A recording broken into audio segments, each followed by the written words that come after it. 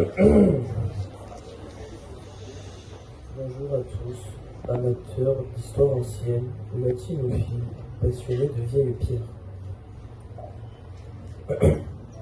Je suis ici devant vous avec tellement d'enthousiasme pour vous parler de notre chef-d'œuvre. Je me dois de remettre les choses dans leur contexte. Construit au 1er siècle avant Jésus-Christ, la Villa Livia est célèbre pour ses fresques que l'on a retrouvées au 19e siècle. Tout est expliqué dans l'excellent article qui se trouve derrière moi. Je vous laisse en prendre connaissance.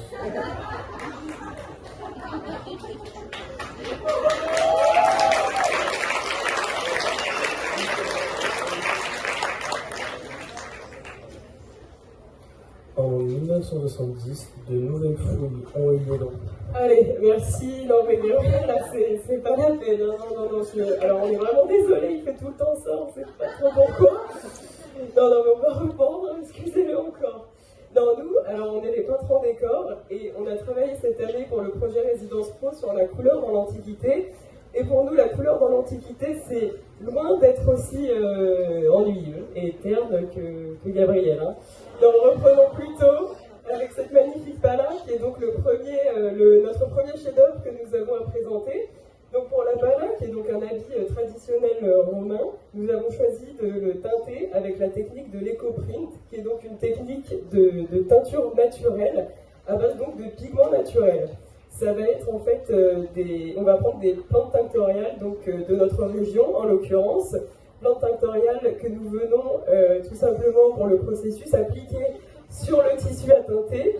On va ensuite le frapper par exemple avec un maillet, le rouler très finement et très serré, et ensuite venir le faire bouillir, bien sûr, le faire bouillir, et attendre que l'ébullition soit faite pour ensuite avoir ce magnifique rendu, une fois l'empreinte de la feuille imprimée sur la pala.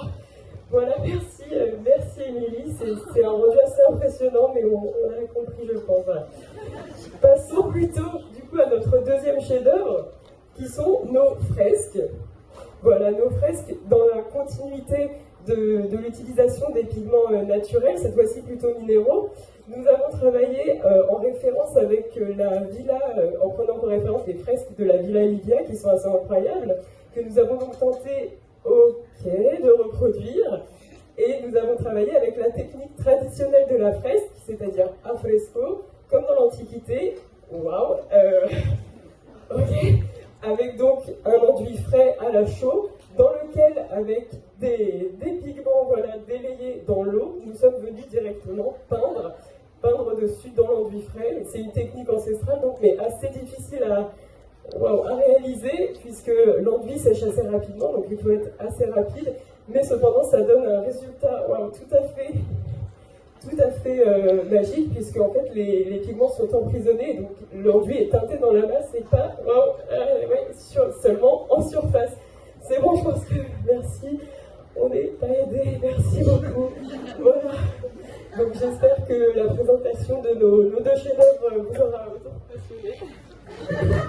C'est exactement ce que j'ai dit.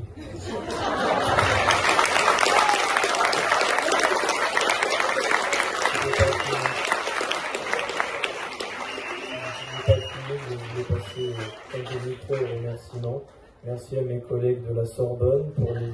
Voilà. Et surtout, merci à toutes les équipes de la Villa Médicis, à la région PACA bien sûr, à nos enseignants et à tout le monde ici présent. Merci beaucoup.